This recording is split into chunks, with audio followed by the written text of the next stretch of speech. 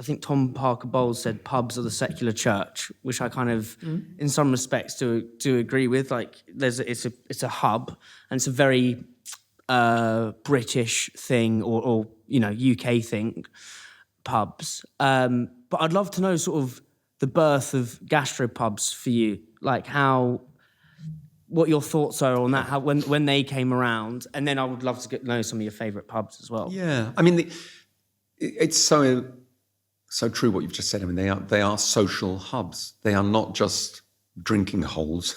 Places that social get hubs. Smashed. Yeah, they are social hubs, and you know a good pub as soon as you walk into one. Yeah, you can feel it. It's like a good restaurant as well. I said that earlier.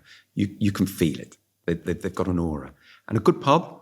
You should be able to go in there on your own, stand at the bar, and within 10 minutes, you've had 2 or 3 conversations. You've had a chat with the bar person behind. You've had a chat with the local who's just come in with his dog, and you feel part of the place. Yeah, that is the sign of a good pub. So it's not just about good beer. Nowadays, good grub.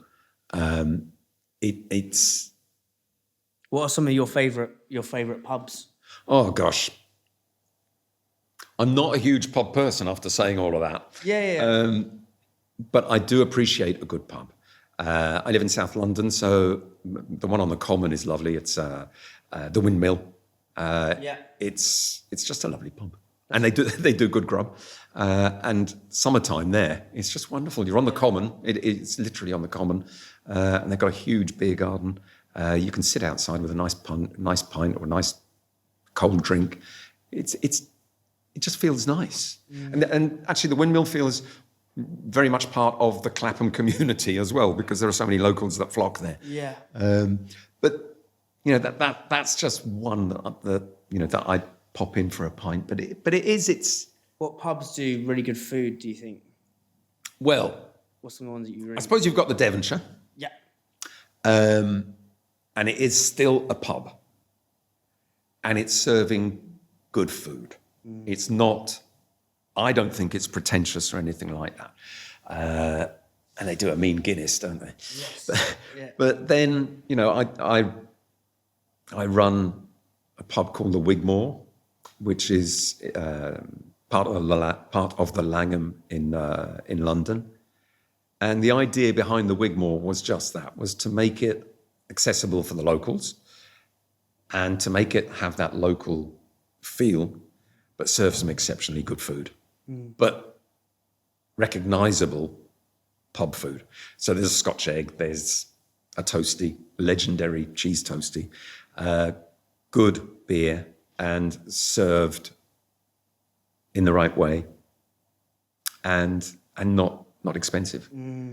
So all of that is key, and we've got loads of locals that go there that will just pop in for a quick pint. It's funny. I was speaking to a bloke I interviewed the other week about.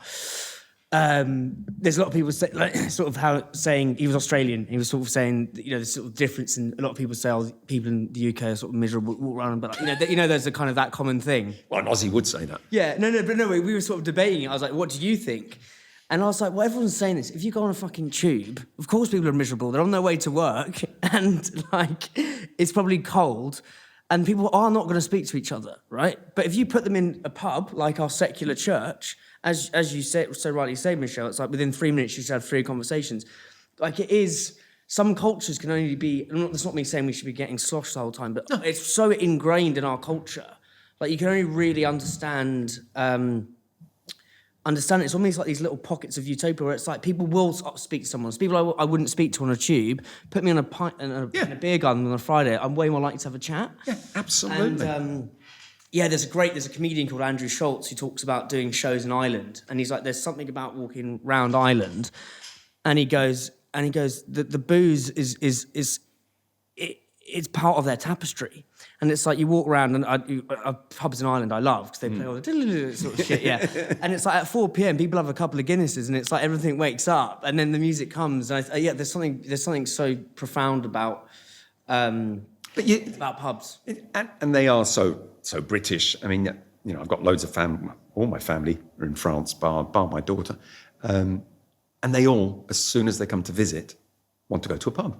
Yeah. Why? Because it's British, and that it's the fabric of life in Britain, and it's shameful that so many pubs are having to close now, and that is, it's just dreadful when you hear that. So many pubs having to close their doors, and we're losing that identity in Britain.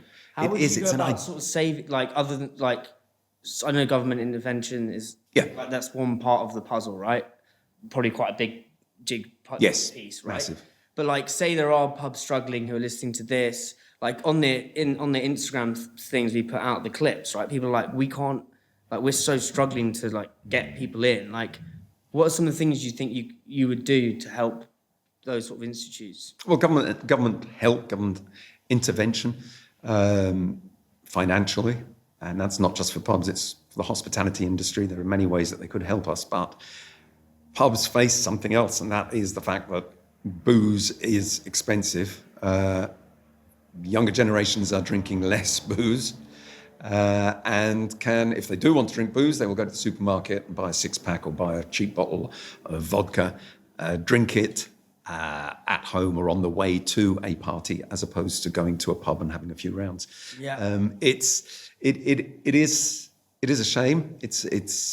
I don't know what we can do about that. There's no single answer. Yeah, there really isn't. It's the other. I've got a friend who runs quite a few nightclubs, and I was having dinner with him the other day, and he was, the nightclubs are dying even faster. Yeah, than pubs. absolutely. The nightlife is. And it's like, well, a couple of things. It's one, social media. Like, now people don't want to go to a nightclub in case they get filmed. Because they'll, if you're doing something stupid. Like, I was in that weird period where I could go clubbing because it was like just pre-social media. One thing, but the other thing is like bottomless brunch, because now people are the girls and guys are getting so sloshed in the morning that by the time it gets to 11 o'clock to go out, it's like, I can't, it's 12 hours before you've even got into fabric. Do you know what I mean? So it's a proper session, isn't it? Oh, God. It is interesting how you put at these things. Espressos is sponsored by supply chain software gurus Unleashed. It talks to your e-com and accounting software. It's helped islands cut admin time in half, get granular clarity on your margins, know where your stock is, don't miss availability. Brands like Candy Kittens, Tiny Rebel and Trip all use Unleashed, and so should you.